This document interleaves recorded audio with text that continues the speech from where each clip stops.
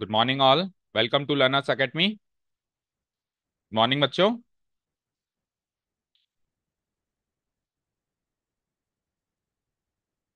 The next and the last topic of the chapter you can clearly see on the screen is vector और cross product of two vectors.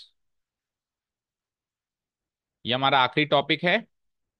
Also we can say this is the official introduction of exercise number 10.4।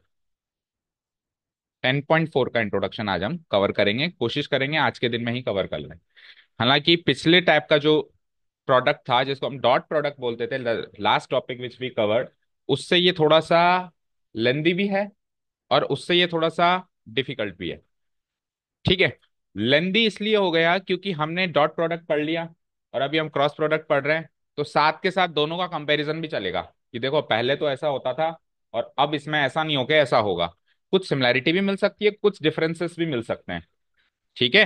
तो इसलिए topic अपने आप लेंदी हो गया कि बार बार उसका जिक्र भी करना पड़ेगा, देखो ऐसा होता था। तो फिर भी हम कोशिश करेंगे आज के दिन में कवर करें। नहीं होता है तो कोई बात नहीं, अगला दिन भी आएगा। वैसे भी इस बैच में हम पीछे नहीं है, काफी आसानी से ये वाला मतलब वेक्टर और 3D और आगे के दो चैप्टर इजीली हो जाएंगे। ठीक है। अच्छा, वेक्टर अलजेब्रा में आप सारे बच्चे जो है शुरू से ही ज्वाइन करे हो, तो इस वाले चैप्टर में तो शुरू से ही ज्वाइन करा ना सबने? आपने नहीं करा शुरू से? हाँ। तो होपफुली ये चैप्टर में तो कोई डाउट नहीं होगा, मतलब इस चैप्टर में तो कोई पीछे नहीं होगा। हम्म।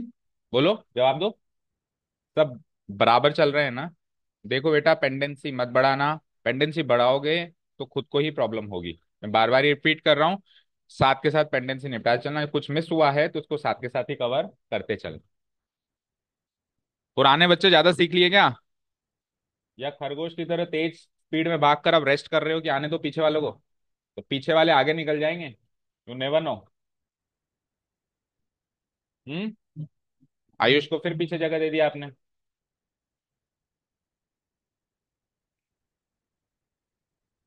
हम्म। चलिए, ठीक है। यहां तक जो मैंने कहा उसमें कोई क्वेरी कोई डाउट नहीं है ना? अगर पीछे चल रहे हैं, एटलीस्ट इस चैप्टर को तो मत छोड़ो। जो पीछे रह गया सो रह गया, उसमें तो हम कवर करने की कोशिश कर ही रहे हैं। बस इस चैप्टर को मत छोड़ना। ये तो ऐसा मानो कि ये तो उसमें हम पीछे रहना एक तरीके से पाप है ना, घोर अनर्थ है। तो उसको होने मत देना। अगर पीछे हो तो अपने आप से कवर करना। यू आर मैच्योर इनफ, बच्चों की तरह मुझे बताना नहीं पड़ेगा कि बताओ नोटबुक दिखाओ कहाँ तक किया है। हमें नोटबुक्स नहीं चेक कर सकता, क्लास 12th स्टूडेंट्स की है ना। चलो, स्टार्ट कर रहा हूं मैं टॉपिक। दो वेक्टर्स का डॉट प्रोडक्ट जो होता था, लास्ट टॉपिक हमने हमने सीखा, एक स्केलर क्वांटिटी होती थी। यस और नो? स्केलर एक मैग्नीट्यूड निकल के आता था या कोई लेंथ निकल के आती थी, ऐसे मान लें। पर ऑन ए कंपैरेटिव स्केल, दो वेक्टर्स का क्रॉस प्रोडक्ट एक वेक्टर क्वांटिटी बनेगी। क्या क्वांटिटी बनेगी? यानी कल तक जो हम दो वेक्टर्स को मल्टीप्लाई कर रहे थे किसी भी तरीके से, किसी भी मीनिंग से, तो हमको एक लेंथ निकल के आ रही थी। लेकिन आज जब हम इस टॉपिक में जब हम दो वेक्टर्स को मल्टीप्लाई करेंगे तो मेरे को वेक्टर मिलेगा, वेक्टर गुणा वेक्टर, वेक्टर मिलेगा। आपकी बात समझ आया? ओके, मतलब एक डायरेक्टेड लाइन सेगमेंट एक दूसरी डायरेक्टेड लाइन सेगमेंट का क्रॉस प्रोडक्ट एक तीसरी डायरेक्टेड लाइन सेगमेंट ही मिलेगी, जिसकी कुछ लंबाई होगी, जिसकी कुछ लंबाई होगी, कुछ डायरेक्शन होगी। यानी वही मैग्नीट्यूड मिलेगा। लंबाई मतलब मैग्नीट्यूड बोलते हैं वेक्टर्स की दुनिया में, लंबाई को हम क्या बोलते हैं? मैग्नीट्यूड। और एक डायरेक्शन मिलेगा, राइट? ओके, समझ आया? और पहले क्या मिलता था? केवल लंबाई यानी केवल मैग्नीट्यूड मिलता था, डायरेक्शन नहीं मिलती थी डॉट प्रोडक्ट में। तो पहला डिफरेंस तो यही क्लियर हो गया कि पहले क्या होता था और अब क्या हो रहा है। अब सवाल यह है कि सर अगर आप एक वेक्टर दोगे रिजल्ट के रूप में, तो उसकी लंबाई कैसे कैलकुलेट होगी, क्या होगी उसकी लंबाई, और उसकी डायरेक्शन, वो किस दिशा में जाएगा? ओके, वो किस दिशा में जाएगा? तो बिल्कुल इजी लैंग्वेज से स्टार्ट कर रहा हूं मैं। देखो, मुझे बताओ, दो वर्ड्स लिख रहा हूं मैं ना, बिल्कुल सब ब्लैंक कर दो, जो जो मैं चीज पूछ रहा हूं उस पर फोकस करो ना। दो वर्ड्स लिख रहा हूं मैं। पहला वर्ड लिखा मैंने को लिनियरिटी। ये वर्ड हमने पिछले वर्ष में भी सीखा था, एक्सरसाइज में भी आया था को लिनियरिटी। तो बताइए मुझे को लिनियरिटी का मतलब क्या होता है? को लिनियरिटी का मतलब क्या होता है? पॉइंट्स जो एक ही लाइन पे लाए करें। जैसे ये ए है, ये बी है, ये एक ही लाइन पे लाए कर रहे हैं, तो मैं क्या कर दूंगा, यहाँ क्या डिक्लेयर कर दूंगा कि ये कोलिनियर है। क्या है ये? को बोले तो कॉमन, और लाइन इसके अंदर आ रहा है यानी कॉमन लाइन पे लाए करें। तो कोलिनियर मतलब सेम लाइन पे लाया करना, इसमें कोई इश्यू नहीं है। अच्छा जी, मुझे बताओ, एक खाली प्लेन पे मैंने एक पॉइंट यहां मार्क किया और एक पॉइंट इस खाली प्लेन पे मर्जी आए जहां मार्क किया, यहां मार्क किया, तो क्या ये कोलिनियर है क्या, जो मैंने वर्ड लिखा है? कितने लोग मानते हैं? Only one. हो सकते हैं? नहीं, ऑप्शन दो ही है या नहीं है? नहीं है। कोली कौन मना कर रहा है? प्रियांशु। प्रियांशु है? प्रियांशु, ये कोलिनियर क्यों नहीं है? बोलो। बिकॉज ये एक दो एक कॉमन लाइन पे लाई नहीं कर रहे हैं, ऐसा कह रहे हो आप? ये कॉमन लाइन पे लाई नहीं कर रहे हैं, ये देखो कर तो रहे। अब जरूरी है वो लाइन आपको दिखाएं? मुझे बताओ, एक प्लेन पर जो हमने लाइंस ड्रॉ करी हैं वही एग्जिस्ट करती हैं क्या? जो नहीं ड्रॉ करी वो एग्जिस्ट नहीं करती हैं क्या? बोलिए जरा। एक खाली प्लेन पे तो इनफाइनाइट लाइंस एग्जिस्ट करती है, इनफाइनाइट पॉइंट्स एग्जिस्ट करते हैं, हमने जो मार्क किए हैं वही थोड़ी ना होते हैं। समझ आया? ओके, चलो मैं बी की थोड़ी पोजीशन चेंज कर देता हूँ। यहाँ पसंद नहीं है आपको, मैं यहाँ लगा देता हूँ। ये लो बी। बी उसको बी बोला था तो उसको बी डैश बोल देते हैं ना। तो मुझे बताओ, अब ये ए और बी डैश ये कोलिनियर हैं क्या? हैं? है, ये भी हैं। अच्छा, इस साइड लगा दो चलो। बी डबल डैश यहाँ लगा देता हूँ। अब मुझे बताओ, ये ए और बी डबल डैश ये कोलिनियर हैं क्या? हैं क्या? तो किस कंक्लूजन पे अराइव हुए हम कि एक खाली प्लेन पे मर्जी आए जहां पे दो पॉइंट्स मान लगा लो, वो हमेशा कोलिनियर होते हैं। क्यों होते हैं? क्योंकि उनसे पास थ्रू होने वाली एक कॉमन लाइन बनाई जा सकती है। ओके, सो कोलिनियरिटी की डेफिनेशन ये हो गई कि ऐसे पॉइंट्स जिनसे पास थ्रू होती हुई एक कॉमन लाइन बनाई जा सकती हो वो कोलिनियर है, ना कि ऐसे पॉइंट्स जो एक लाइन पे लाई कर रहे हैं। ये पुरानी और ट्रेडिशनल डेफिनेशन हो गई। मॉडर्न डेफिनेशन क्या हो गई?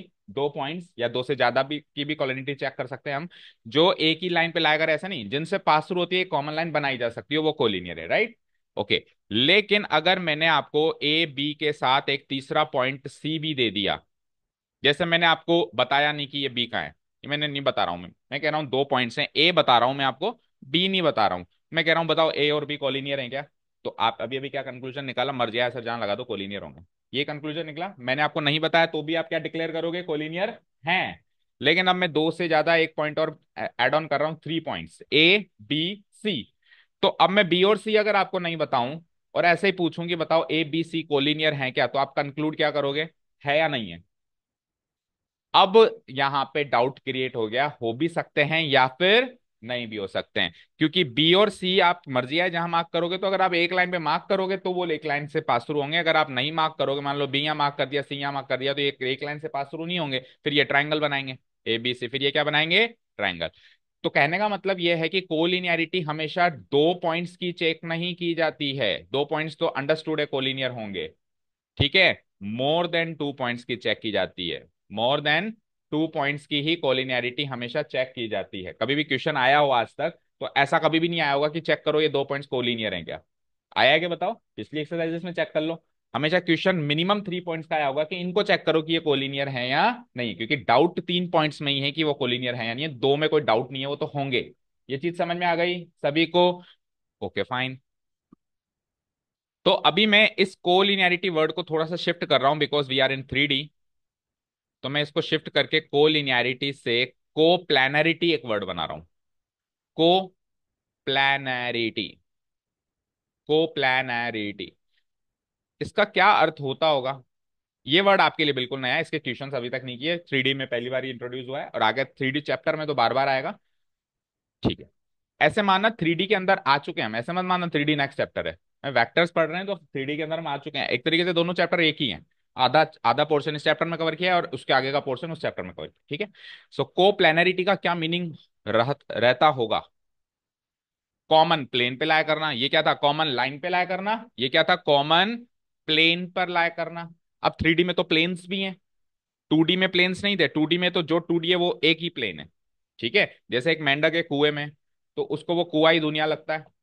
जब वो कुएं से बाहर आया तो उसने देखा ऐसे कुएं तो बहुत सारे हैं। तो पहले हम टू डी में थे, हमको यही दुनिया लगती थी, इस स्क्रीन से हम कभी बाहर नहीं गए। लेकिन जब हम स्पेस में आए तो हमने देखा ऐसे प्लेन्स तो बहुत सारे हैं, ऐसे प्लेन्स तो बहुत सारे हैं। तो अब कोप्लैनरिटी भी चेक कर सकते हैं। कोलिनियरिटी हम किसकी चेक करते थे? पॉइंट्स की। किसकी चेक करते थे? मुझे बताओ कोप्लेनरिटी किसकी चेक की जाएगी? पॉइंट्स की तो चेक कर ही सकते हैं कि सेम प्लेन पे है या नहीं है, पॉइंट्स के साथ साथ लाइंस की भी चेक कर सकते हैं। ओके, दो लाइन एक प्लेन पर है या नहीं है, या तीन लाइन एक प्लेन पर है या नहीं है। जैसे कि अभी इस रूम की बात करें तो ये छह दीवारें देख रहे हो, एक दो तीन चार पांच छह, है ना, क्यूबिकल ब्लॉक में है हमें, तो ये छह दीवारें छह प्लेन्स हैं या नहीं है?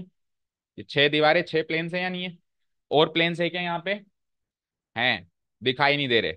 जैसे कि एक प्लेन पे जो लाइंस हमने ड्रॉ करी उनके अलावा भी और सारी लाइंस एग्जिस्ट करती है, वैसे ही स्पेस में जो प्लेन्स हमको दिख रहे हैं उनके अलावा भी इन मतलब इनविजिबल बहुत सारे प्लेन्स यहाँ पे एग्जिस्ट करते हैं। जैसे मैंने ये बुक यहाँ पे लगा दी तो ये भी एक प्लेन है, ऐसे लगा दी तो ये दूसरा प्लेन है, ऐसे लगा दी तो ये तीसरा प्लेन है। ये सारे प्लेन्स हैं बहुत सारे जो मुझे दिखाई नहीं दे रहे हैं।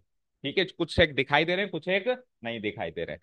तो स्पेस के अंदर हम दो या दो से ज्यादा पॉइंट्स की कोप्लेनरिटी चेक कर सकते हैं, या फिर दो या दो से ज्यादा लाइंस की भी हम कोप्लेनरिटी चेक कर, दो की नहीं, सॉरी, मोर देन टू। दो की तो हमेशा कोप्लेनर होंगे, और लाइंस की भी अगर हमने दो लाइन कहीं पर भी ड्रॉ कर दी तो वो एक प्लेन से पास थ्रू होंगी ही होंगी। फॉर एग्जाम्पल सपोज करो मैंने एक लाइन यहाँ पे ऐसे ड्रॉ करी, ये लाइन की तरह दिख रहा है, दिख रहा है, और मैंने एक लाइन मान लो यहाँ पे ड्रॉ करी। तो अब आप कहोगे सर ये दोनों सेम प्लेन पर नहीं है। बिल्कुल है, इन दोनों से पास थ्रू होता हुआ एक प्लेन बनाया जा सकता है ना, सोचो, जो दिख नहीं रहा, इन दोनों से पास थ्रू होता हुआ एक प्लेन बनाया जा सकता है ना। तो जिस प्रकार पॉइंट्स को चेक कर रहे थे तो टू पॉइंट्स तो हमेशा कोलिनियर होते थे, सिमिलरली लाइंस को भी चेक करेंगे तो दो लाइंस हमेशा कोप्लेनर होंगी। आपको चेक करना है तो मोर देन टू लेना पड़ेगा। आपको चेक करना है तो क्या लेना पड़ेगा? More than two. यहां तक जो भी मैंने समझाया, किसी को कोई क्वेरी हो तो प्लीज पूछो। अभी तक टॉपिक स्टार्ट भी नहीं हुआ, लेकिन टॉपिक के अंदर ये सारे टॉपिक्स आएंगे। जब टॉपिक के अंदर चलेंगे तो ये सारी चीजें आएंगी। ठीक है, तो वहां पे फिर डाउट नहीं होना चाहिए। बोलो यहां तक क्लियर है क्या? कोप्लैनरिटी किसकी चेक करते हैं? पॉइंट्स की। और तो वो जिन पॉइंट्स और लाइंस की हम कोप्लैनरिटी चेक करते हैं वो कितने होनी चाहिए नंबर में? More than two, minimum three होनी चाहिए, क्योंकि दो तो हमेशा ही अंडरस्टूड है कि कोप्लेनर होंगे, चाहे से पॉइंट्स हो चाहे से लाइंस हो। ठीक है, यहां तक कोई डाउट नहीं किसी को? ओके, अब सुनो। तो पॉइंट्स लाइंस एंड साथ में मैं वेक्टर्स भी जोड़ देता हूं, क्योंकि वेक्टर्स भी की भी कोप्लैनरिटी चेक कर सकते हैं डायरेक्टेड लाइन सेगमेंट, क्योंकि वेक्टर चैप्टर वेक्टर का चल रहा है। अगर मैंने स्पेस के अंदर मर्जिया कहाँ पे दो वेक्टर्स बना दिए तो वो तो हमेशा कोप्लेनर होंगे, लेकिन अगर तीन बना दिए तो फिर डाउट है कि वो कोप्लेनर हो भी सकते हैं और नहीं भी हो सकते हैं। ओके, अब इस सबको डिलीट कर दूं मैं। ये समझ में आ गया? अब हम बात चलते हैं बैक टू द टॉपिक। क्या था टॉपिक नेम? वेक्टर और cross product of two products. Vector product भी बोल सकते हैं और क्रॉस प्रोडक्ट भी बोल सकते हैं। क्रॉस प्रोडक्ट इसलिए बोलते हैं क्योंकि जब इनका प्रोडक्ट को रिप्रेजेंट करते हैं तो बीच में क्रॉस का साइन लगाते हैं। और वेक्टर प्रोडक्ट इसको इसलिए बोलते हैं क्योंकि इनका आउटपुट, इनका आंसर एक वेक्टर क्वांटिटी निकल के आता है, उसमें स्केलर क्वांटिटी निकल के आता था। ठीक है, दो वेक्टर्स का क्रॉस प्रोडक्ट एक वेक्टर देगा। क्या देगा? एक, सर वेक्टर देगा तो वेक्टर के पास मैग्नीट्यूड होगा और डायरेक्शन होगी। मैग्नीट्यूड होगा और डायरेक्शन होगी। तो आप कृपया करके बताएं कि मैग्नीट्यूड कितना होगा और डायरेक्शन क्या होगी। तो पहले मैं डायरेक्शन बताता हूं। तो इस वेक्टर, ये तीसरा जो वेक्टर है, लेट्स से फॉर एग्जांपल अभी के लिए इस वेक्टर को वेक्टर सी कह देते हैं, जो इनका आउटपुट है, राइट। इस वेक्टर सी की डायरेक्शन इन दोनों वेक्टर्स की डायरेक्शन के परपेंडिकुलर होगी। बोलो समझ आया? इसकी जो डायरेक्शन होगी ना बेटा, वो डायरेक्शन गिवन दोनों वेक्टर्स के परपेंडिकुलर होगी, इसके भी होगी और इसके भी होगी। ठीक है, अब वो कैसे होगी अभी उसके भी जिक्र करते हैं। सर मैग्नीट्यूड क्या होगा? मैग्नीट्यूड इन्हीं दोनों वेक्टर्स का मल्टीप्लीकेशन, इनके मैग्नीट्यूड का प्रोडक्ट होगा। भाई इसका भी अपना मैग्नीट्यूड है, जैसे 3 सेंटीमीटर लंबा है, ये 4 सेंटीमीटर लंबा है, तो 3 इंटू 4 ये 12 सेंटीमीटर लंबा होगा। इसकी इसकी लेंथ कितनी आएगी? 12 सेंटीमीटर। इसकी डायरेक्शन क्या आएगी? इन दोनों वेक्टर्स के परपेंडिकुलर, इन दोनों वेक्टर्स के परपेंडिकुलर कह रहा हूं, याद रखना, ऐसा नहीं कि इसके तो कर दिया इसके नहीं किया और इसके कर दिया इसके नहीं किया। दोनों के परपेंडिकुलर करना पड़ेगा, और वो कैसे करेंगे वो भी बताएंगे हम। ठीक है, क्या कहा मैंने? मैग्नीट्यूड क्या होगा? इन दोनों के मैग्नीट्यूड का प्रोडक्ट, इसका मैग्नीट्यूड मल्टीप्लाइड बाय इसका मैग्नीट्यूड। डायरेक्शन क्या होगी? अभी लिख देता हूं स्टेटमेंट में, perpendicular to both, perpendicular to both vector A and vector B, ये डायरेक्शन होगी। ठीक है, पर यहाँ पे एक शर्त है, ये दोनों तब होगा जब ए और बी के बीच में 90 डिग्री का एंगल हो, यानी कि वेक्टर ए भी वेक्टर बी से परपेंडिकुलर हो, तब ही ये मैग्नीट्यूड और ये डायरेक्शन होगी। तो सर अगर 90 डिग्री ना हो, कुछ और हो, तो यहाँ पे इसका मैग्नीट्यूड और ये जो परपेंडिकुलर थोड़ा थोड़ा चेंज हो जाएंगे एज पर द फॉर्मूला। तो फर्स्ट इंप्रेशन में ए क्रॉस बी का मीनिंग समझ में आया? किसी ने कहा ए क्रॉस बी का मीनिंग बताया, क्या मीनिंग है? तो आप कहोगे ए क्रॉस बी एक ऐसा वेक्टर है जो दोनों के परपेंडिकुलर है। फिर उसने कहा लेंथ बता, तो आप कहोगे लेंथ इन दोनों की लेंथ की प्रोडक्ट कर दे, पर शर्त यह है कि ये दोनों वेक्टर्स एक दूसरे से परपेंडिकुलर होने चाहिए। फिर वो कहेगी परपेंडिकुलर ना हो तो फिर उसको बिठाओ और फिर आगे का काम समझाओ। फर्स्ट इंप्रेशन में तो यही मीनिंग होता है ए क्रॉस बी का। क्या मीनिंग होता है? यही मीनिंग होता है। ओके। अब यहां पे बार बार एक चीज निकल के आ रही है, सर ऐसी डायरेक्शन कैसे हो सकती है जो दोनों के ही परपेंडिकुलर हो, ए के भी परपेंडिकुलर हो और बी के भी परपेंडिकुलर हो? ऐसी डायरेक्शन भी होती है कि जो दो वेक्टर्स के परपेंडिकुलर हो? तो सुनना ध्यान से, मेरे को दो वेक्टर्स से परपेंडिकुलर डायरेक्शन चाहिए, तो आप उन दोनों वेक्टर से पास थ्रू होने वाले प्लेन से परपेंडिकुलर डायरेक्शन को पकड़ लो। क्या कहा मैंने? मेरे को इससे और इससे दोनों से परपेंडिकुलर डायरेक्शन चाहिए। तो ये दो वेक्टर्स है ना, तो इन दो वेक्टर्स से एक कॉमन प्लेन पास थ्रू होता होगा। अभी अभी हमने सीखी कोप्लेनरिटी, कि अगर हमको नंबर ऑफ वेक्टर्स 2 गिवन है तो वो तो हमेशा कोप्लेनर होंगे। हाँ 3 गिवन है तो फिर गारंटी नहीं है कॉमन प्लेन पास करेगा नहीं करेगा, लेकिन दो से तो करेगा। जैसे एक वेक्टर यहाँ है, एक वेक्टर यहाँ है, तो इनसे पास थ्रू होने वाला भी एक कॉमन प्लेन बनाया जा सकता है। तो वो जो कॉमन प्लेन बनाया ना आपने, उस कॉमन प्लेन से परपेंडिकुलर चलो। तो आप जैसे कॉमन प्लेन से परपेंडिकुलर चले तो ऑटोमेटिकली इन दोनों वेक्टर से भी परपेंडिकुलर चले। ठीक है। लेट्स से, देखो सब लोग यहाँ देखो, ये एक प्लेन है। इस प्लेन में मर्जी है, मैंने एक लाइन यहाँ पे ड्रॉ करी, और मेरी मर्जी मैंने दूसरी लाइन यहाँ ड्रॉ करी। अब इस प्लेन से परपेंडिकुलर एक लाइन है, इस प्लेन से परपेंडिकुलर एक लाइन है, तो वो लाइन, ये जो दोनों लाइंस यहाँ पे ड्रॉन है उनसे भी परपेंडिकुलर होगी या नहीं होगी? क्योंकि ये लाइन इस प्लेन से ही परपेंडिकुलर है। तो इस प्लेन पे परपेंडिकुलर, इस प्लेन पे लाए होने वाली जितनी भी लाइंस हैं उन लाइन से भी वो परपेंडिकुलर हो गई तीसरी लाइन। तो अगर मुझे दो वेक्टर से परपेंडिकुलर एक लाइन एक वेक्टर जो भी चाहिए, तो मैं क्या कर दूंगा, वो जो दो गिवन वेक्टर्स हैं उनसे पास थ्रू होने वाला एक कॉमन प्लेन अज्यूम करूंगा, और उस कॉमन प्लेन से परपेंडिकुलर एक तीसरा वेक्टर निकालूंगा। ठीक है, तो मैं यहाँ पे ये डेफिनेशन थोड़ी सी चेंज कर सकता हूँ डायरेक्शन अब, कि perpendicular to the perpendicular to the plane, direction कैसी होगी? Perpendicular to the plane on which these two vectors are lying, on which these two vectors, vector A and vector B are lying। ठीक है। तो अब अगर आपसे कोई पूछे कि ए क्रॉस बी क्या होता है, तो आप कहोगे एक वेक्टर होता है जिसका अपना मैग्नीट्यूड अपनी डायरेक्शन होती है। पहले डायरेक्शन सुन ले क्या होती है। डायरेक्शन वो होती है जो इन दोनों वेक्टर से एक कॉमन प्लेन बनाया मैंने, उससे परपेंडिकुलर डायरेक्शन मुझे यहाँ पे लेनी है।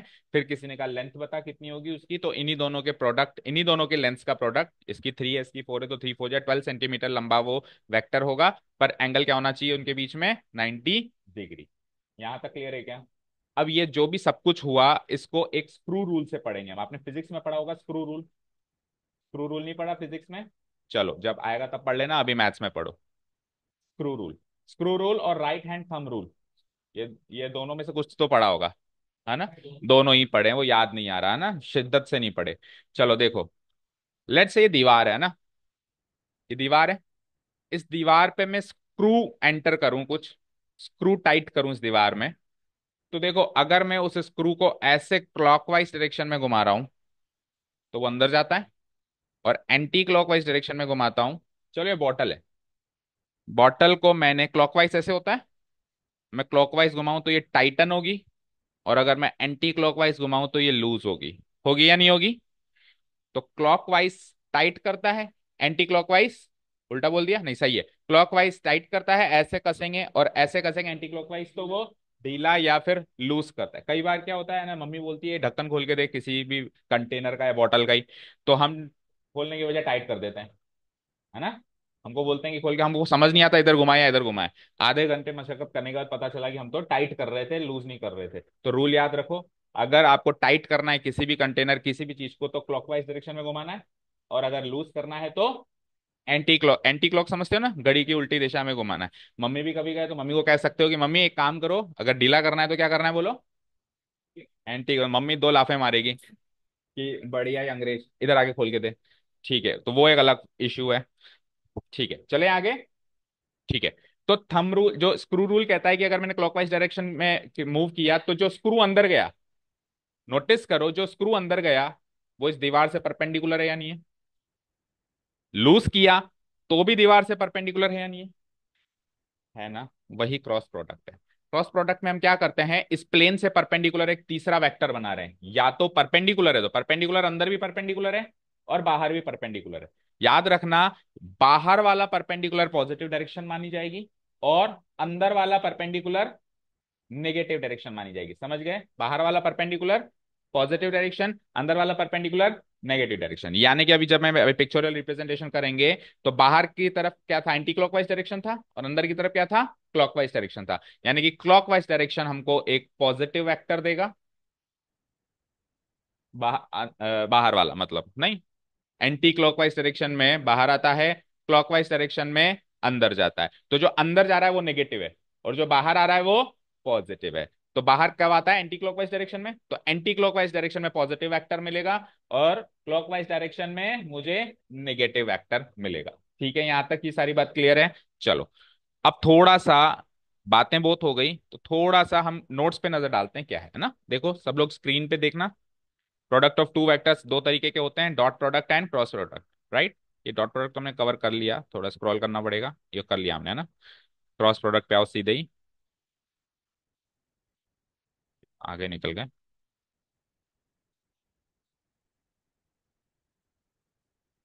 यस, द वेक्टर और cross product of two non zero vectors, जिन दो वेक्टर्स का आप क्रॉस प्रोडक्ट कर रहे हो दोनों नॉन जीरो होने चाहिए, यानी कुछ तो लंबाई उनकी होनी चाहिए।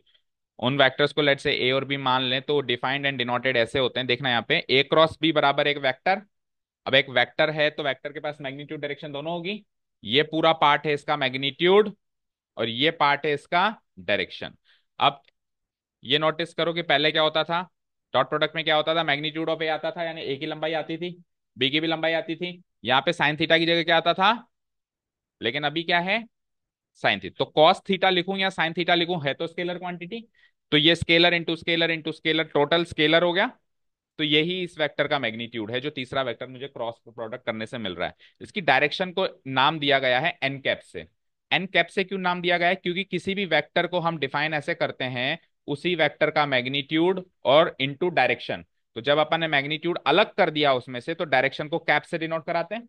अगर मैग्नीट्यूड अलग बता दिया तो अब डायरेक्शन को किससे डिनोट कराते हैं, कैप से। तो हमने ये मैग्नीट्यूड अलग कर दिया इसका, तो इसकी डायरेक्शन को अब अपन एन कैप से डिनोट कराते हैं।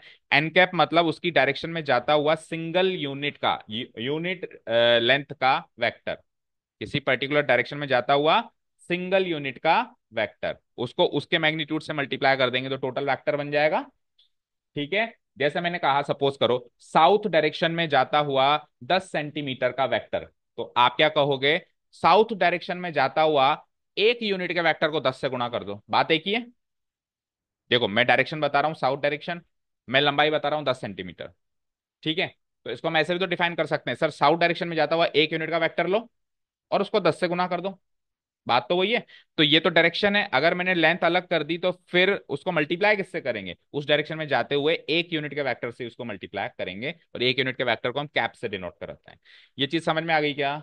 Where theta is the angle between vector A and vector B, वो हम अंडरस्टूड है, ए और बी के बीच का एंगल क्या होता है, थीटा होता है। ठीक है, आगे बढ़ते हैं। एन कैप क्या होता है, क्योंकि दो ही चीजें यहाँ पे इंपॉर्टेंट है, थीटा क्या है और एन कैप क्या है। एन कैप वो यूनिट वेक्टर है जो कि वेक्टर ए और वेक्टर बी दोनों से ही परपेंडिकुलर है। वेक्टर ए और वेक्टर बी दोनों से ही परपेंडिकुलर, कैसे करें सर दोनों से परपेंडिकुलर, तो नीचे और डिस्क्रिप्शन है कि ऐसा यूनिट वेक्टर लो जो वेक्टर ए और वेक्टर बी से कंटेन किए हुए प्लेन से परपेंडिकुलर है। अगर आप प्लेन से परपेंडिकुलर करोगे तो दोनों से ऑटोमेटिक परपेंडिकुलर हो जाएगा। ठीक है, जैसे इस दीवार पे दो वेक्टर्स बना दिया ऐसे ऐसे, तो इनका क्रॉस प्रोडक्ट क्या होगा, इस दीवार से परपेंडिकुलर जो वेक्टर होगा वो इन दोनों वेक्टर्स का क्रॉस प्रोडक्ट होगा। ठीक है, जिन दो वेक्टर्स का मैं क्रॉस प्रोडक्ट कर रहा हूं वो उनसे बनने वाले एक प्लेन को अज्यूम करना पड़ेगा और उस प्लेन से ही परपेंडिकुलर जाना पड़ेगा, तब जाके वो क्रॉस प्रोडक्ट मिलेगा उन दोनों वेक्टर्स का।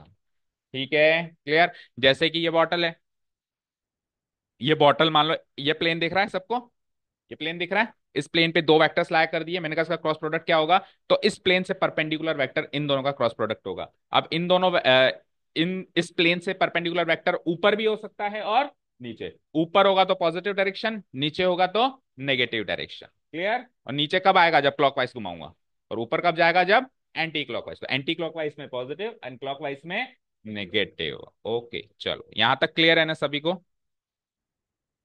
होपफुली क्लियर है। देखो, एक चीज आपने नोटिस करी होगी कि जो हम कॉन्सेप्ट सब सिखाते हैं तो थ्योरेटिकल पोर्शन में 100% समझ नहीं आता जनरली, 70 80 90 तक आ जाता है, लेकिन 100% जब क्वेश्चन करते हैं, जब क्वेश्चन करते हैं ना, तो यही सारी चीज हम वहां पर भी तो डिस्कस करते हैं कि देखो हम परपेंडिकुलर जा रहे हैं, देखो हम राइट हैंड थंब रूल लगा रहे हैं, तो वहां पर भी 100% तो क्वेश्चन करने के बाद ही समझ में आएगा, और फिर भी नहीं आए तो आप दोबारा भी पूछ सकते हैं। ठीक है ना? और बिल्कुल ही नहीं आ रहा हो तो अभी भी हैंड रेस कर सकते हैं कि सर बिल्कुल ही नहीं आया। ठीक है? बाकी थोड़ा बहुत नहीं आ रहा तो वो क्वेश्चंस करने के बाद आ जाएगा। चलो, राइट हैंड स्क्रू रूल को फॉलो करते कैसे करेंगे, वैसे ओरली तो मैंने बता दिया। देखो, इस लेफ्ट साइड पे आ जाओ, जब एंटी क्लॉकवाइज डायरेक्शन में चल रहे हैं तो ये वेक्टर ए है, ये वेक्टर बी है, और ये थीटा एंटी क्लॉकवाइज डायरेक्शन चल रहे हैं हम। वेक्टर ए और वेक्टर बी का जो क्रॉस प्रोडक्ट होगा वो इन दोनों से ही परपेंडिकुलर बाहर आता हुआ एक वेक्टर होगा। अब 3D में बाहर आते वाली चीज तो शो नहीं कर सकते, पिक्चोरियल रिप्रेजेंटेशन में हम बाहर आती हुई चीज कैसे रिप्रेजेंट करेंगे। मैंने कहा इस स्क्रीन से बाहर आता हुआ एक वेक्टर इमेजिन करो, तो कैसे इमेजिन करोगे? तो 2D में, 3D को 2D में बनाने का तरीका तो यही है, ऐसे जुगाड़ लगा के बनाना। ठीक है, तो ये बाहर आ रहा है, और अगर आपने क्लॉकवाइज डायरेक्शन में उसको रोटेट किया तो ये उस साइड जा रहा है, अंदर साइड, मतलब स्क्रीन के ऐसे बाहर आना और स्क्रीन के उस साइड बाहर जाना। तो ये नीचे आने वाली चीज को मैंने अंदर जाना शो किया है, और ऊपर आने वाली चीज को मैंने बाहर आना शो किया है। ये एंटी क्लॉकवाइज डायरेक्शन हो गई, और ये हो गई हमारी क्लॉकवाइज डायरेक्शन। ठीक है, राइट हैंड थंब रूल का मतलब क्या है? राइट हैंड कौन सा होता है हमारा, ये वाला। अगर राइट हैंड को मैं ऊपर की तरफ शो करूं ऐसे, ऐसे देखो, तो ये कौन सी डायरेक्शन है, एंटी क्लॉकवाइज। और अगर मैं नीचे की तरफ शो करूं तो ये कौन सी डायरेक्शन है, क्लॉकवाइज। तो हम ऐसे भी चेक कर सकते हैं, राइट एंड थंब रूल में हम अगर ऊपर करते हैं तो देखो एंटी क्लॉकवाइज डायरेक्शन घूमना पड़ रहा है हमको, यानी ऊपर मतलब पॉजिटिव, नीचे मतलब नेगेटिव। तो पॉजिटिव वेक्टर बनाने के लिए मुझे एंटी क्लॉकवाइज डायरेक्शन फॉलो करना पड़ रहा है, और नेगेटिव वेक्टर बनाने के लिए मुझे क्लॉकवाइज डायरेक्शन फॉलो करना पड़ रहा है। पर राइट हैंड को यूज करना, यही काम लेफ्ट हैंड से करोगे तो उल्टा हो सकता है, होगा ही होगा। ठीक है ना? तो कहेगा सर मैं तो लेफ्ट हैंडेड हूं, मैं लेफ्ट हैंडेड से करूंगा, तो एक बार के लिए मान लो भाई मैं राइट हैंडेड ही हूँ, क्योंकि rule right hand thumb rule का ही है। ओके, है क्या कोई लेफ्टी यहाँ पे? कौन है? आप हो? हाँ, तो आप राइट हैंड, लेफ्ट हैंड को भूल जाना थोड़ी देर, जब एग्जाम में यूज करो तो राइट हैंड को यूज करना। ओके, चलो, इन दोनों के कॉम्बिनेशन से ही ये वेक्टर बना है। देखो ये पिक्चोरियल रिप्रेजेंटेशन, अब हमने क्या किया, दोनों को मर्ज कर दिया, वही वेक्टर ए, वही वेक्टर बी, यही इन दोनों के बीच में थीटा। अगर आप एंटी क्लॉकवाइज डायरेक्शन घुमाओगे तो ऊपर आओगे, और अगर आप क्लॉकवाइज डायरेक्शन घुमाओगे तो आप नीचे आओगे। तो ऊपर जाता हुआ वेक्टर वेक्टर एन कहलाएगा, और नीचे जाता हुआ वेक्टर माइनस वेक्टर एन कहलाएगा। ठीक है? देखो, हमने अगर उसको जितना अंदर घुमाया उतना ही बाहर घुमाए, तो उतना ही अंदर और उतना ही बाहर जाएगा। बोलो, उतना ही अंदर उतना ऐसा होगा कि अभी मैंने अंदर घुमाया तो 10 सेंटीमीटर अंदर गया स्क्रू, और फिर मैंने उतना ही बाहर घुमाया तो 10 की जगह 20 आ गया। ऐसा तो होगा नहीं ना, 10 अंदर गया तो 10 ही बाहर जाएगा। तो अगर मैं इक्वल क्वांटिटी में, थीटा यहाँ पे वो है जिस जिस एंगल पे आप घुमा रहे हो उसको, थीटा यहाँ पे वो एंगल है जिस एंगल पे आप उसको स्क्रू को घुमा रहे हो। तो आपने थीटा अगर एंटी क्लॉकवाइज डायरेक्शन घुमाया है तो वो जितनी लेंथ अंदर गया होगा क्लॉकवाइज डायरेक्शन में, वो उतनी ही लेंथ बाहर देगा। ठीक है? क्लियर है? तो ए से लेके बी का क्रॉस प्रोडक्ट, ए से लेके बी, तो ए नीचे है बी ऊपर है, तो एंटी क्लॉकवाइज डायरेक्शन जा रहा हूं, वेक्टर एन देगा। और बी से लेके ए का भी क्रॉस प्रोडक्ट हो सकता है, लेकिन वो माइनस वेक्टर एन देगा, क्योंकि वेक्टर्स की दुनिया में अगर डायरेक्शन अपोजिट हो जाए तो माइनस साइन लग जाता है, वो माइनस वेक्टर एन देगा। समझ आया? यहीं से आप ये चीज समझ पाए होंगे कि ए क्रॉस बी और बी क्रॉस ए कॉम्यूटेटिव नहीं है। ए डॉट बी और बी डॉट ए कॉम्यूटेटिव होते थे, कॉम्यूटेटिव मीनिंग मतलब दोनों बराबर होते थे, ए डॉट बी कर दूं तो भी वही क्वांटिटी मिलती थी, बी डॉट ए कर दूं तो भी वही क्वांटिटी मिलती थी। लेकिन ए क्रॉस बी और बी क्रॉस ए दो अलग अलग वेक्टर्स हैं सेम अपोजिट डायरेक्शन के वेक्टर्स, सेम लेंथ के हैं लेकिन अपोजिट डायरेक्शन के वेक्टर्स हैं। ए क्रॉस बी आपको पॉजिटिव डायरेक्शन देगा, और बी क्रॉस ए आपको नेगेटिव डायरेक्शन देगा। पॉजिटिव नेगेटिव डायरेक्शन मतलब अंदर बाहर। हम बाहर को पॉजिटिव डायरेक्शन मान रहे हैं और अंदर को नेगेटिव डायरेक्शन मान रहे हैं। ठीक है, यहां तक समझ आया। अब नीचे जो रिजल्ट्स एंड ऑब्जर्वेशंस हैं, जब डॉट प्रोडक्ट पढ़ रहे थे तो हमने कुछ रिजल्ट्स देखे थे। इसके रिजल्ट्स एंड ऑब्जर्वेशन हम डॉट प्रोडक्ट के रिजल्ट्स एंड ऑब्जर्वेशन जो पीछे पड़े उससे कंपेयर करते हुए चलेंगे, ताकि पहले क्या होता था और अब क्या होता था ये रिवाइज हो जाए। ओके, स्टार्ट करें। तो कोई डॉट प्रोडक्ट में एब्सेंट था तो उसका आधा तो रिवीजन इधर ही हो जाएगा। देखो ये तो हम अभी पढ़ रहे हैं और ये हम ऑलरेडी पढ़ चुके हैं। नोट्स बिल्कुल आपको इसी तरीके से बनाने हैं आपकी नोटबुक्स में, सेम ऐसे ही। ठीक है, रिजल्ट्स एंड ऑब्जर्वेशन। सबसे पहले तो देखो ए डॉट बी एक स्केलर क्वांटिटी है या नहीं है? पर ए क्रॉस बी एक फॉर्मूला की बात करें तो ए डॉट बी का फॉर्मूला है magnitude of A into magnitude of B into cos theta. A cross B का फॉर्मूला क्या है? Magnitude of A into magnitude of B into sine theta. पर इसमें वेक्टर क्वांटिटी एड ऑन करने के लिए एन कैप लगाना पड़ेगा, क्योंकि मैग्नीट्यूड को डायरेक्शन से मल्टीप्लाई करेंगे तब जाके ही वेक्टर क्वांटिटी बनेगी। ऐसी कोई डायरेक्शन यहां नहीं थी लेकिन यहां तो होगी। ओके, ए डॉट बी करूं या बी डॉट ए करूं एक ही बात है, उल्टा फुल्टा सेम है, इसलिए ये कॉम्यूटेटिव लॉ फॉलो करता है। लेकिन ये कॉम्यूटेटिव लॉ फॉलो नहीं करता है, क्यों? क्योंकि A cross B B cross A के बराबर नहीं है, बल्कि बी क्रॉस ए के माइनस के बराबर है, यानी अपोजिट डायरेक्शन फॉलो करेगा। ठीक है, ए क्रॉस बी क्रॉस ए के एग्जैक्टली बराबर नहीं होगा, अपोजिट डायरेक्शन फॉलो करेगा, तो डायरेक्शन चेंज हो गई तो कुल मिला के नॉन कॉम्यूटेटिव है। ठीक है, अब एक सवाल यहीं पे थर्ड ऑब्जर्वेशन पे एक सवाल है, सारे ध्यान से सुनो। ए क्रॉस बी और बी क्रॉस ए बराबर है क्या? है क्या बराबर? नॉट इक्वल लगा देता हूं। तो इनका मैग्नीट्यूड बराबर होगा क्या, ये सोच के बताओ। वेक्टर्स तो बराबर नहीं है, बट क्या इनका मैग्नीट्यूड बराबर होगा क्या? बिल्कुल होगा, क्योंकि डायरेक्शन अपोजिट है, लेकिन जितना अंदर जा रहा है उतना ही बाहर जा रहा है ना। तो बाहर आता हुआ अगर 10 सेंटीमीटर का वेक्टर है तो अंदर जाने वाला भी 10 सेंटीमीटर का वेक्टर होगा। तो मैं ए से बी जा रहा हूं तो मैं बाहर आ रहा हूं, मैं बी से ए जा रहा हूं तो मैं अंदर जा रहा हूं, लेकिन उतनी ही डिस्टेंस ट्रेवल कर रहा हूं ना इधर और उधर। तो मैग्नीट्यूड का मतलब क्या है? लेंथ। तो लेंथ तो दोनों की बराबर होगी, ये भी लेंथ है और ये भी लेंथ है। क्लियर? तो ए क्रॉस बी और B cross A non commutative है, लेकिन कल को ये डंडे लगे हुए आ जाएं, ट्रू फॉल्स का क्वेश्चन आ जाए तो कह देना साहब कम्यूटेटिव है। फिर वो नॉन कम्यूटेटिव नहीं है, फिर वो कम्यूटेटिव है। डन। चलो, नहीं अभी इसके लास्ट में एरिया ऑफ ट्राइंगल पढ़ेंगे ना, तो वहां पे ये चीज काम आएगी जो अभी हमने सीखी। हाँ जी। अब थीटा की स्पेसिफिक वैल्यूज पे हमने उधर भी काम किया था, इधर भी काम करेंगे और इसको बड़े ध्यान से देखेंगे।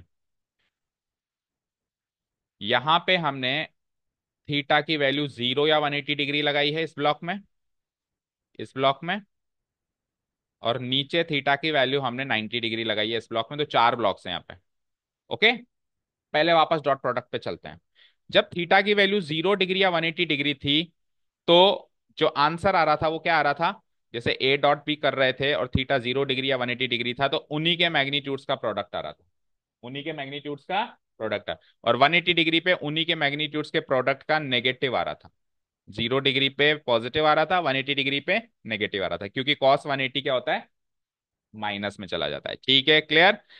इसी कारण से खुद का खुद से डॉट प्रोडक्ट उसके मैग्नीट्यूड का स्क्वायर भी होता था, हमने सवाल भी सोल्व किए।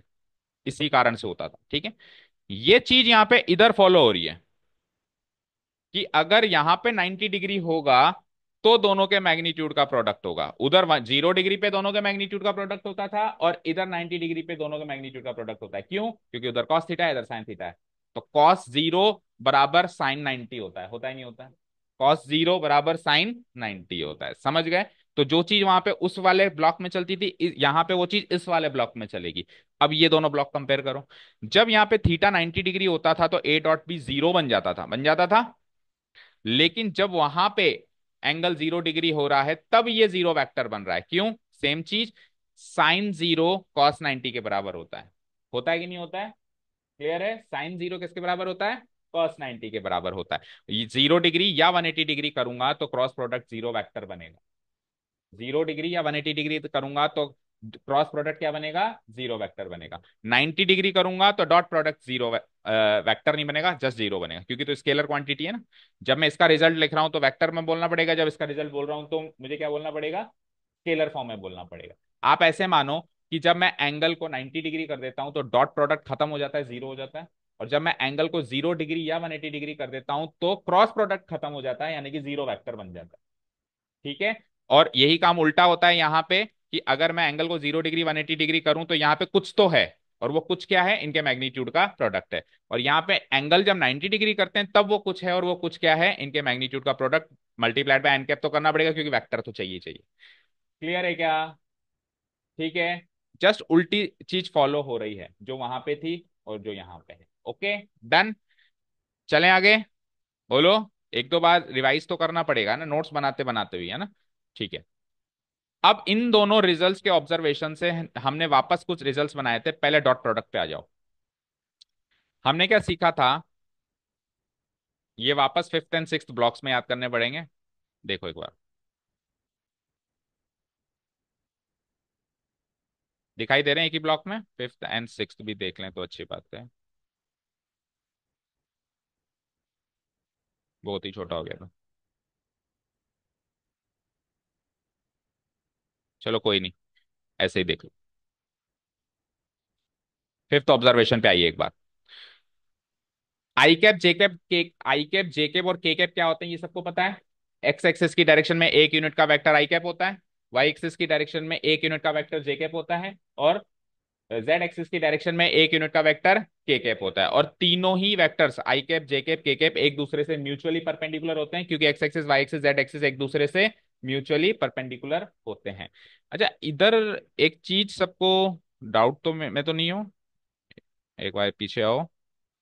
हाँ, इस पिक्चोरियल रिप्रेजेंटेशन में आप नोटिस किया आपने, ये वेक्टर ए और वेक्टर बी से दोनों से परपेंडिकुलर वेक्टर है, ये पॉजिटिव साइड का लें या नेगेटिव साइड का लें, तो दोनों से परपेंडिकुलर है, तो देखो ए से भी परपेंडिकुलर बनाया गया है और बी से भी परपेंडिकुलर बनाया गया। अब आप इसको 2D में इमेजिन मत करना कि सर ये अगर 90 डिग्री है तो वो 90 कैसे हुआ, फिर ये भी 90 हो गया। इसको 2D में इमेजिन मत करना, एक्चुअली ये वेक्टर एन और माइनस वेक्टर एन इस स्क्रीन से अंदर बाहर वेक्टर्स हैं, तो स्क्रीन से अंदर बाहर वेक्टर्स हैं, उस सेंस में ये इन दोनों वेक्टर से परपेंडिकुलर है।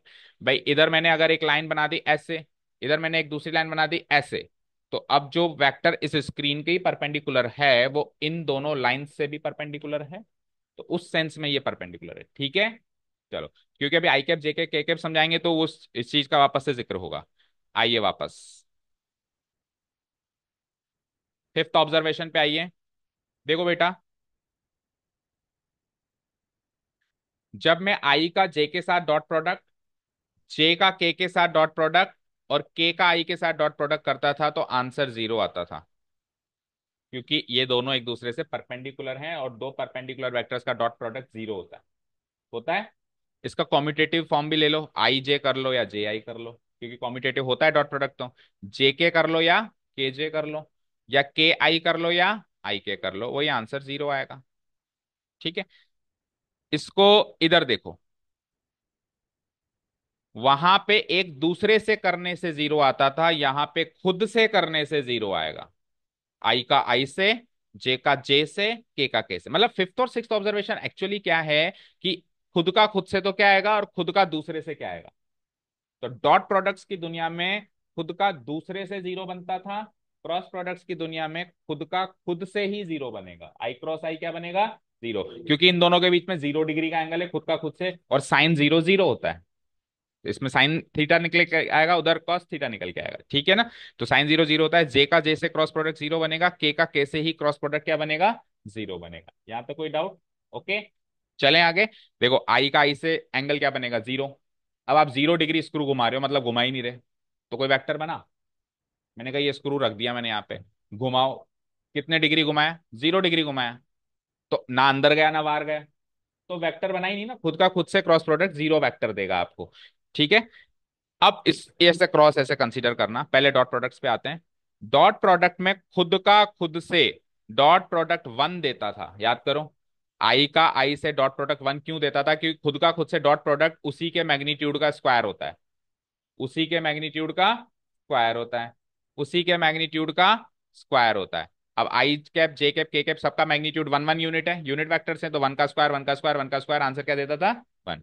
तो डॉट प्रोडक्ट्स की दुनिया में खुद का खुद से अगर कर देते थे तो 1 मिलता था, लेकिन क्रॉस प्रोडक्ट्स की दुनिया में खुद का दूसरे से करेंगे तो मुझे यूनिट वेक्टर मिलेगा, और वो बड़े ही अच्छे से याद करना। देखो इधर फिफ्थ वाला ऑब्जर्वेशन पूरा डिटेल में देखो, पहले पहली लाइन देखो, खुद का दूसरे से कर रहा हूं मैं, आई कैप का जे कैप से क्रॉस प्रोडक्ट कर रहा हूं। फॉर्मूला क्या है, इस पहले वाले का मैग्नीट्यूड मल्टीप्लाइड बाय दूसरे वाले का मैग्नीट्यूड मल्टीप्लाइड बाय का एक तीसरा वेक्टर जो दोनों की डायरेक्शन से परपेंडिकुलर। अब सब जानते हैं और आई और जे की दोनों की डायरेक्शन से परपेंडिकुलर, तो के कैप ही मिलेगा।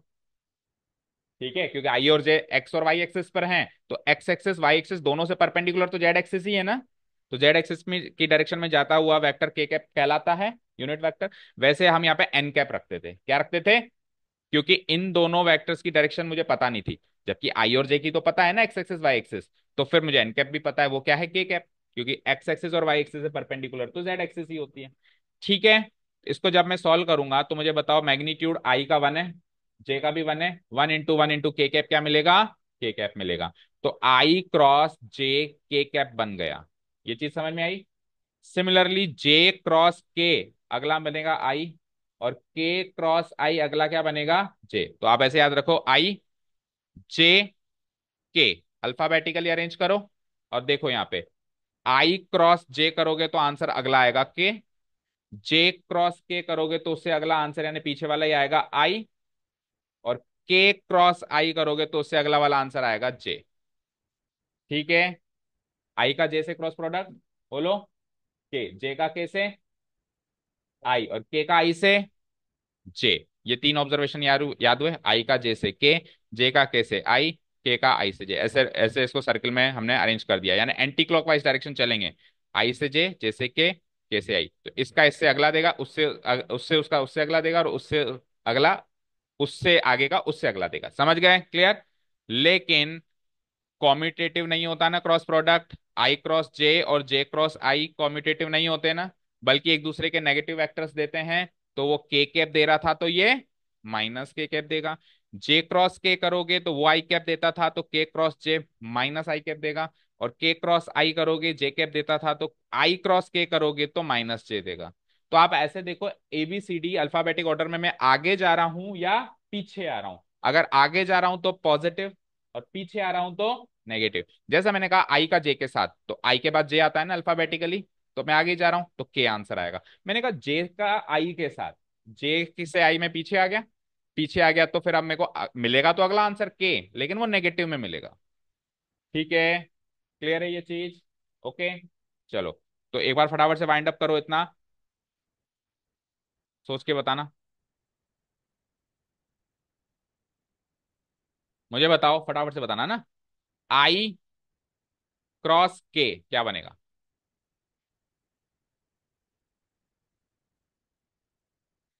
आई क्रॉस के क्या बनेगा, जे या माइनस जे। देखो बनेगा तो तीसरा, ये तो पता है, बनेगा तो तीसरा ये तो पता है, लेकिन आई के बाद के थोड़ा ना आता है, आई के बाद के थोड़ा ना आता है। तो मैं पीछे की साइड से देख रहा हूँ, के बाद आई, तो ये एक्चुअली माइनस जे के बनेगा। ठीक है, समझ आया। अच्छा अगला बताना, ये बताना, के क्रॉस आई क्या बनेगा, प्लस का जे कैप बनेगा, very good. And J cross I क्या बनेगा, जे क्रॉस आई क्या बनेगा, माइनस का के कैप। सारे बच्चे इन्वॉल्व हो, आंसर तो कुछ भी सही या गलत। ठीक है, ओके, ये बताना जरा, आई क्रॉस आई क्या बनेगा, जीरो नहीं बोलोगे, जीरो वेक्टर बोलोगे, क्योंकि वेक्टर का क्रॉस प्रोडक्ट वेक्टर ही देता है। ठीक है, जीरो बोलना ही मतलब गलत चीज हो गई, नॉट वैलिड चीज हो गई। ठीक है, ओके। अच्छा ये बताओ जरा, आई क्रॉस आई आपने जीरो वेक्टर बोला ना, तो आई डॉट आई क्या बनेगा, 1, खुद का खुद से डॉट प्रोडक्ट 1। अच्छा फिर जे डॉट के ये क्या बनेगा, ये जीरो बनेगा। डॉट प्रोडक्ट की दुनिया में दूसरे के साथ जीरो बनाते हैं, क्रॉस प्रोडक्ट की दुनिया में खुद के साथ जीरो बनाते हैं। ठीक है, डॉट प्रोडक्ट्स की दुनिया में खुद का खुद से कुछ बनता था, क्रॉस प्रोडक्ट की दुनिया में खुद का दूसरों से कुछ बन रहा है। ठीक है, जस्ट उल्टा उल्टी दुनिया में चलना पड़ रहा है एक बार। ठीक है ना, ओके।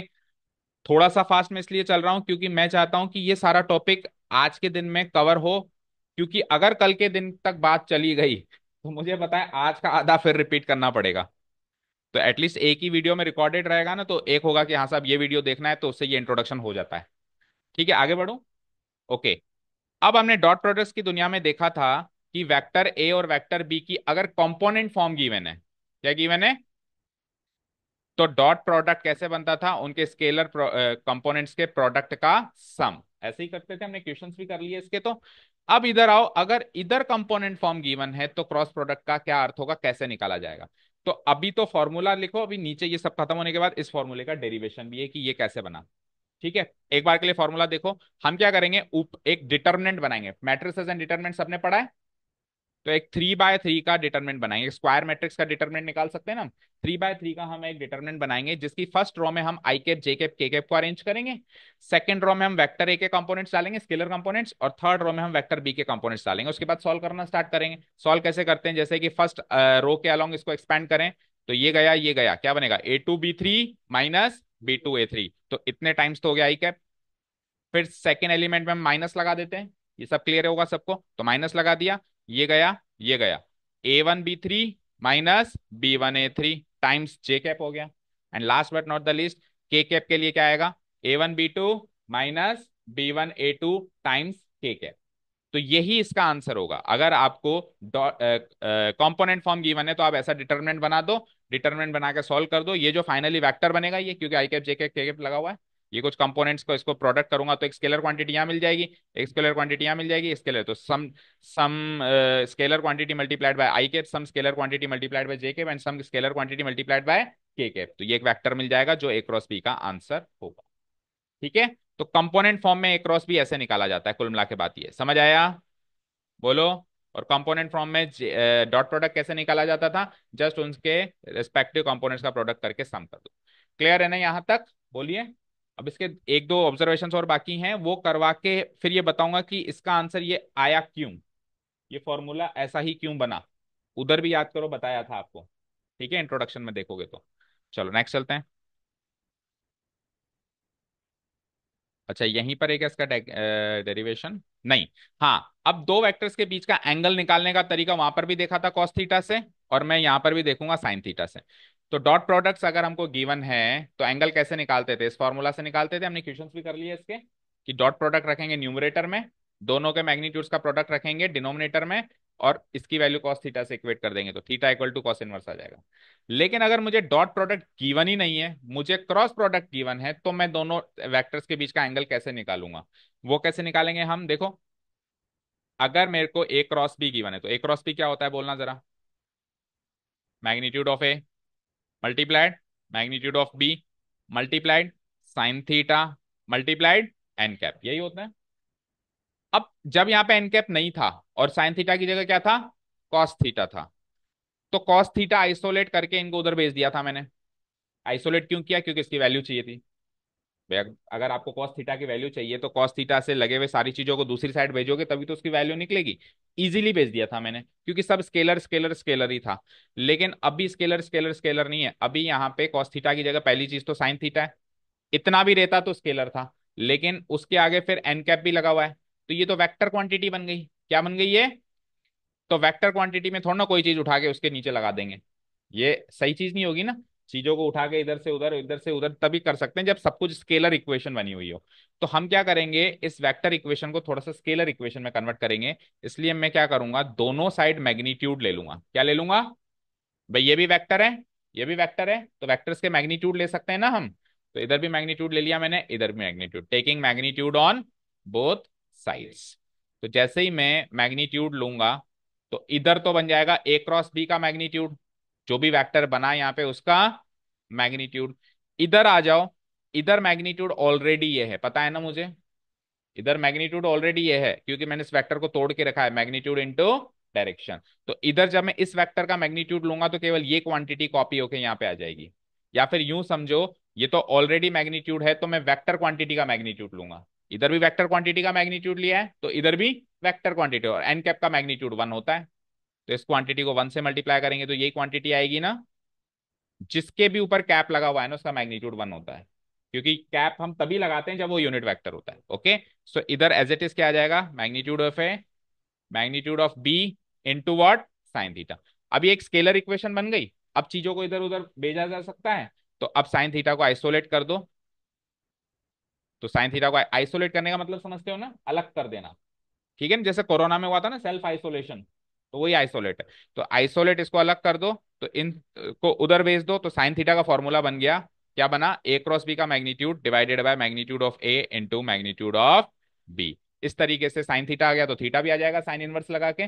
तो क्रॉस प्रोडक्ट की दुनिया में दो वेक्टर्स के बीच का एंगल निकालने का फॉर्मूला बन चुका है साइन इनवर्स ऑफ, बोलो क्या बन चुका है, साइन थीटा इक्वल टू याद कर लो, या theta equal to sine inverse करके याद कर लो। ऊपर में क्या रखेंगे, उन दोनों का क्रॉस प्रोडक्ट का मैग्नीट्यूड, उन दोनों के क्रॉस प्रोडक्ट का मैग्नीट्यूड, और नीचे वही जो उधर रखते थे, magnitude of A into magnitude of, उधर क्या रखते थे, ऊपर में दोनों का डॉट प्रोडक्ट, और वो ऑलरेडी स्केलर है तो इसके साथ छेड़छाड़ करने की जरूरत नहीं थी। यहाँ पे क्रॉस प्रोडक्ट कर दिया तो वेक्टर क्वांटिटी है, तो उसको स्केलर बनाने के लिए क्या करा, उसका मैग्नीट्यूड ले लिया, और फिर नीचे में सेम। ठीक है, क्लियर है, कोई डाउट नहीं है। तो दोनों के एंगल निकालने का फॉर्मूला भी कंपेयर हो गया यहाँ पे। Theta equal to sine inverse लगा देना, इधर theta equal to cos inverse लगा देते थे हम।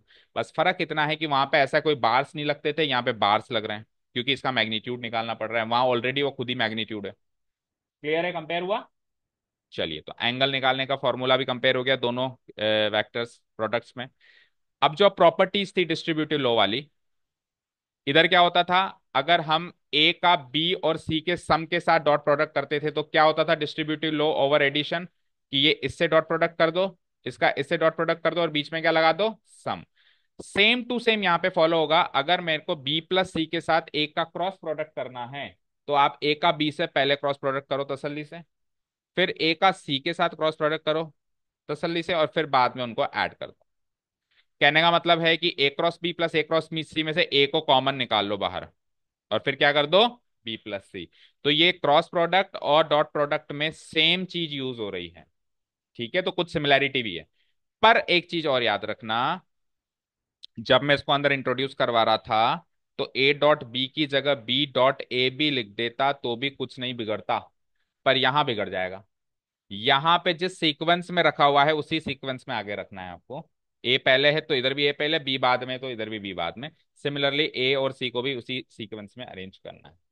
ठीक है, लैम्डा इंट्रोडक्शन देखो, कि अगर दो वेक्टर्स के डॉट प्रोडक्ट को किसी स्केलर से मल्टीप्लाई करते थे तो वो कहते थे कि आपकी मर्जी है, चाहे से आप ए डॉट बी के साथ लैम्डा मल्टीप्लाई करो, आपकी मर्जी है केवल ए के साथ मल्टीप्लाई करो, आपकी मर्जी है केवल बी के साथ मल्टीप्लाई करो, तीनों से सेम आंसर आएगा, तीनों से सेम आंसर आएगा। समझ आया।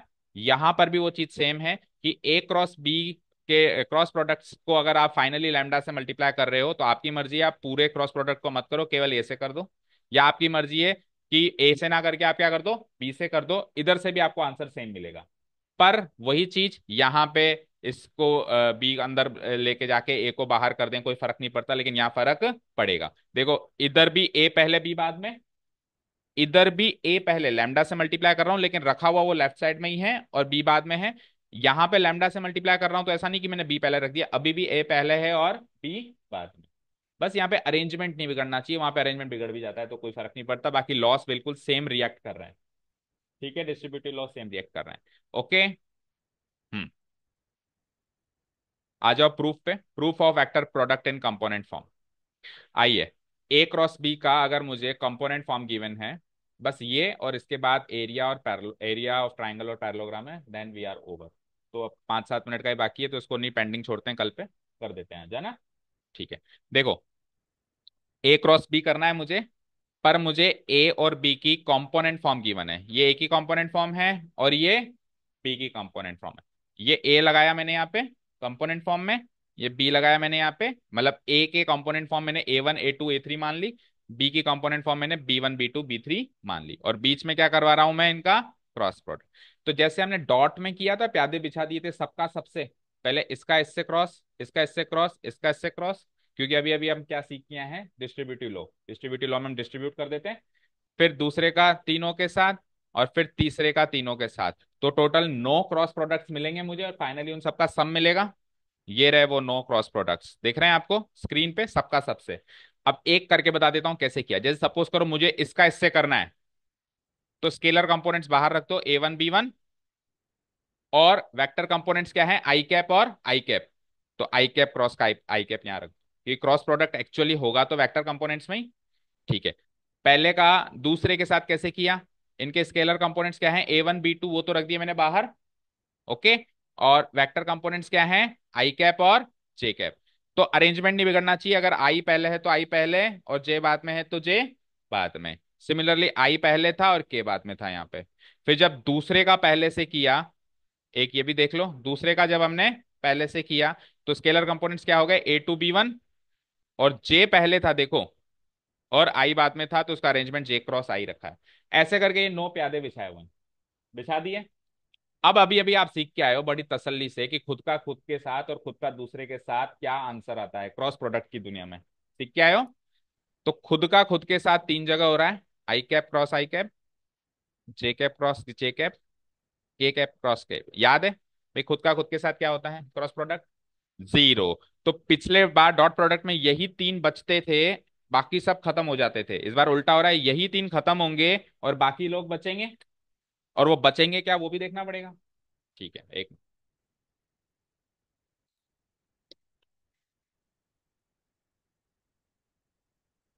यस, तो भैया आप खत्म, आप खत्म, आप खत्म।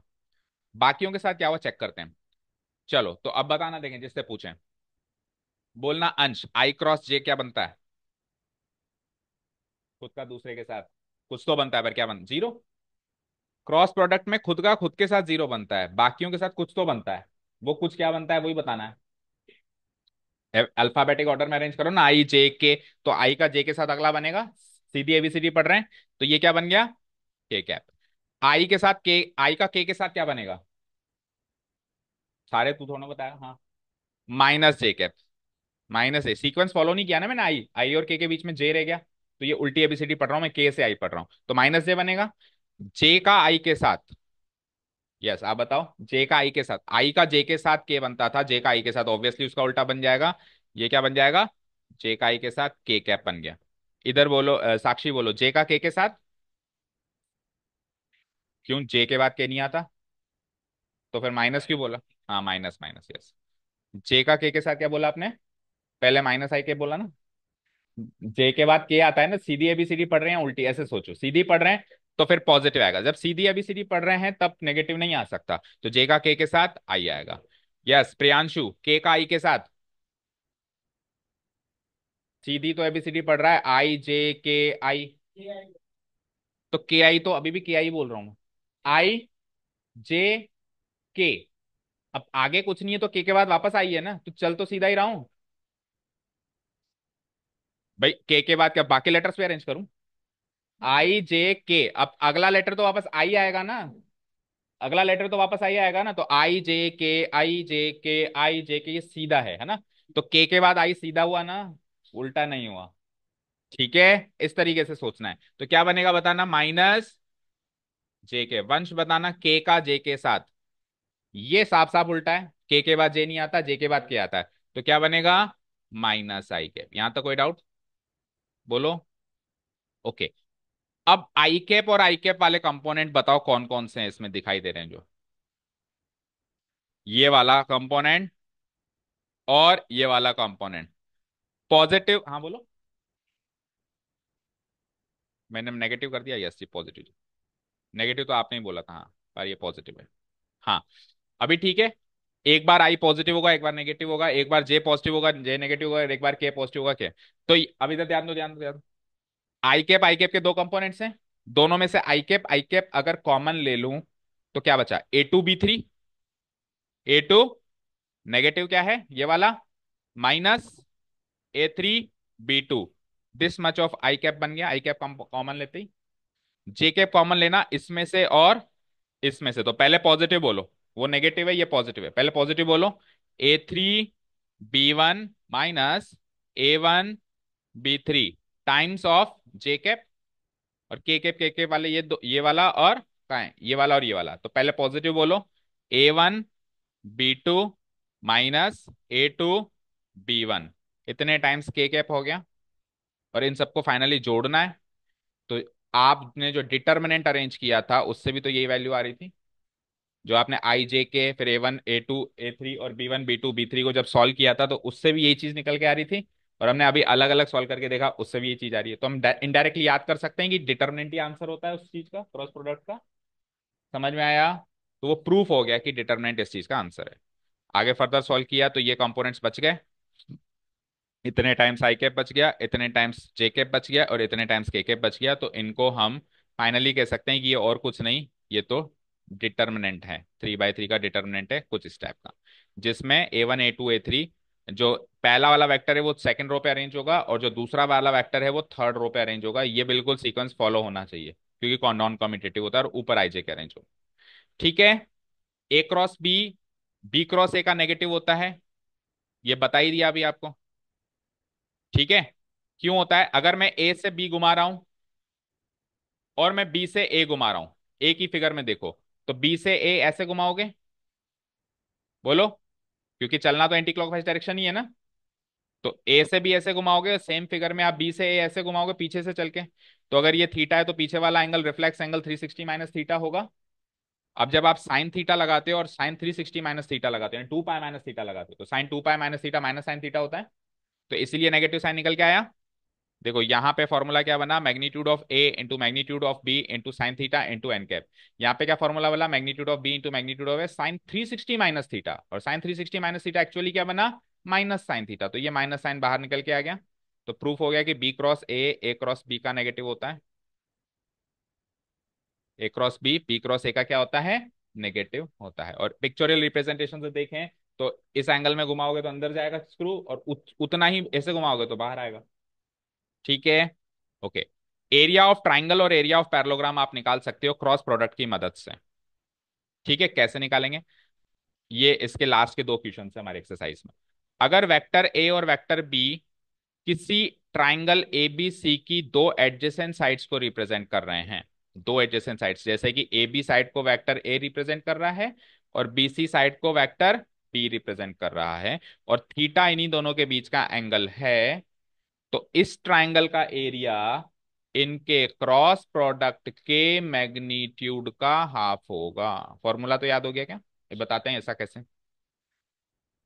अगर किसी ट्राइंगल की दो साइड्स को दो वेक्टर से रिप्रेजेंट करके उनके बीच का एंगल मिल जाए, तो उस ट्राइंगल का एरिया निकाला जा सकता है using the cross product of these two vectors. पहले दोनों का क्रॉस प्रोडक्ट निकाल लेना, उसका मैग्नीट्यूड निकाल देना, और फाइनली उसका क्या कर देना, हाफ कर देना।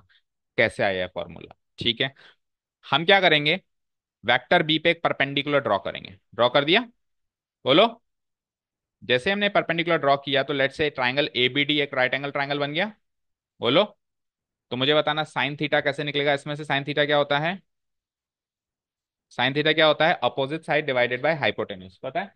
तो साइन थीटा अपोजिट साइड यानी एडी डिवाइडेड बाय इस ट्राइंगल की हाइपोटेन्यूज क्या है, ए बी।